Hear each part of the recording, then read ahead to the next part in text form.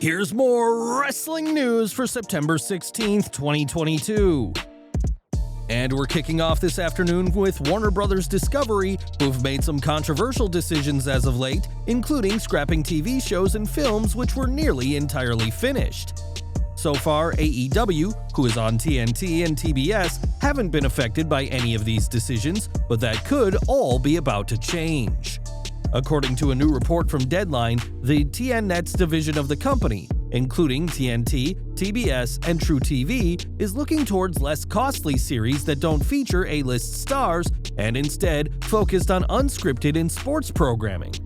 More specifically, wrestling programming is singled out as one of the top options as it is both relatively cheap to produce and AEW consistently garners high ratings on TNT and TBS. Deadline's report also states that Warner Bros. Discovery is also looking towards more reality-style scripted shows, which could include AEW's long-rumored reality series, but that sports such as the NBA and NHL will still take precedence over wrestling programming. With several bad news reports for AEW as of late, this is a much-needed piece of good news for the company, as if WBD do invest more of their focus on wrestling, expect AEW's next rights deal to be bigger than ever before. One name fans won't be seeing on TNnet programming is Braun Strowman, who returned this week to Raw, which was good news for WWE and bad news for Control Your Narrative. Strowman had been the biggest name associated with CYN, and after his return, the promotion put out a statement admitting that their immediate future was unclear. Now their future has become much clearer, but not in the way CYN's founder EC3 would have hoped. Speaking to Steve Fall of SE Scoops and NBC Sports Boston, EC3 said that a planned tour for Control Your Narrative will not be going ahead as initially planned.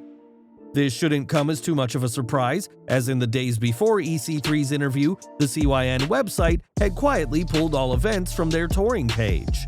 With no shows planned for the immediate future, and both Strowman and Karrion Kross leaving, the future certainly doesn't look good for CYN, whose first year as a promotion may end up also being their last.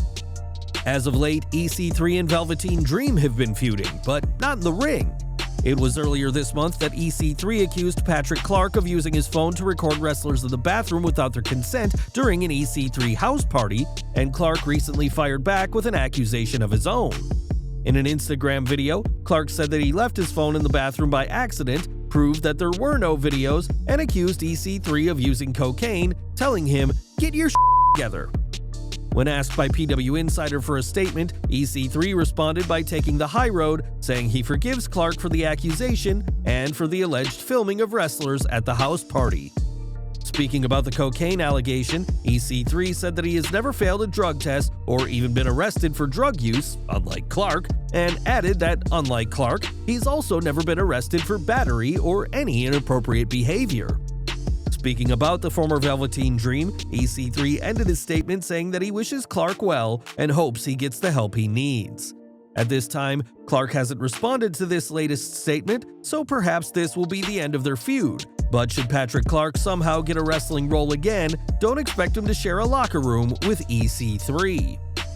Clark's accusation against EC3 that he uses cocaine wasn't the only accusation he made, as the former NXT superstar also claimed that several current superstars also use the drug. This is a huge accusation for Clark to make, though he didn't name anyone other than EC3, but now we have information about one person who did use drugs in WWE. Sean Ross Sapp reports that during his days at NXT, Clark himself was quietly suspended for using cocaine, which WWE did not publicly report at the time. It goes to show how much promise Clark was showing, as despite failing the wellness policy, WWE chose not to disclose his violation to the public like they've done with so many other superstars. Even Roman Reigns was named and shamed when he failed the policy in 2016, so the fact that WWE tried to protect the then Velveteen Dream is a sign that the company had high hopes for his future. Of course, those future plans did not work out, and while Clark may be ready to accuse others of using cocaine, perhaps he should spend more time looking in the mirror. Now, we're used to seeing WWE superstars, both past and present, show up in movies, but this week, AEW took some steps onto the silver screen. According to IMDb, a new film is in the works titled Missing Persons, and the independently produced action thriller will feature Dustin Rhodes, Billy Gunn, and his son, Austin Gunn. According to IMDb, the film is described as about two grizzled war veterans go missing after kidnapping a soldier who turns out to be a con artist. Missing Persons is the latest project by Brett Bentman, who worked with the Gunns and Rhodes in his 2020 TV film Misanthrope, and now the trio of AEW stars have another acting credit to their name. Earlier this week, it was reported that AEW's Abadon was set to compete at the Tokyo Joshi Pro Wrestling promotion in arguably her biggest match to date. The show would have marked Abadon's first match outside of the US and see her be part of the upcoming Shinjuku tournament, but that isn't happening now. The Tokyo Joshi Twitter account has tweeted that Abadon's appearance has been cancelled, citing a problem obtaining a visa for her as the reason. The promotion has offered fans the option to claim a refund due to Abadon's canceled visit to the country, while Abadon has said that she's heartbroken and hopes to work with Tokyo Joshi in the future. Abadon hadn't been wrestling for long before she signed with AEW in 2020, so almost all of her career has been with Tony Khan's company, and we can only hope that she gets the chance to compete overseas that she's now missing out on. Last month, Bobby Fish's contract with AEW expired, and a deal could not be reached between the two parties. Fish was with AEW for less than a year and had worked in NXT beforehand, and it's safe to say which company he prefers. Speaking to Wrestling Headlines, Fish discussed the management style of Tony Khan, and when asked, said it couldn't compare to working under Triple H. "No, I felt like I had those instances for myself. Getting that look or that nod from anybody in the back? No, nowhere near what I felt, the pride I felt working under Hunter." This is hardly the first time Fish has praised Triple H, who was head of NXT until last September, as last month, while still employed at AEW, Fish said he'd go to war for the game. Bobby Fish isn't under any contract right now, but that could change soon enough, and time will tell if the former tag champion gets another chance to work for Triple H. We've got some joyous news from MJF now, as the Salt of the Earth is officially engaged. On Instagram, MJF confirmed that he will soon tie the knot with his fiancée Naomi Rosenblum, who also shared a post of her own, claiming that MJF told her she's the luckiest girl in the world. Rosenblum isn't a wrestler but has appeared on AEW programming, as she was a woman in the crowd who made out with MJF during the February 9th edition of Dynamite. After a 3-month hiatus, MJF is back on AEW TV and has a World Championship opportunity to his name, and we're wishing him and Naomi well on their engagement. Ever since All Out, a lot has been said about CM Punk and whether he's doing more harm than good for AEW. While Punk is a huge name in AEW, nobody can deny that, his comments at the All Out media scrum has caused problems in the locker room, which is said to be massively anti-Punk right now. Now, WWE Hall of Famer Road Dogg Jesse James has weighed in, as during the latest Oh You Didn't Know podcast, the former tag team champion recalled his time working with Punk.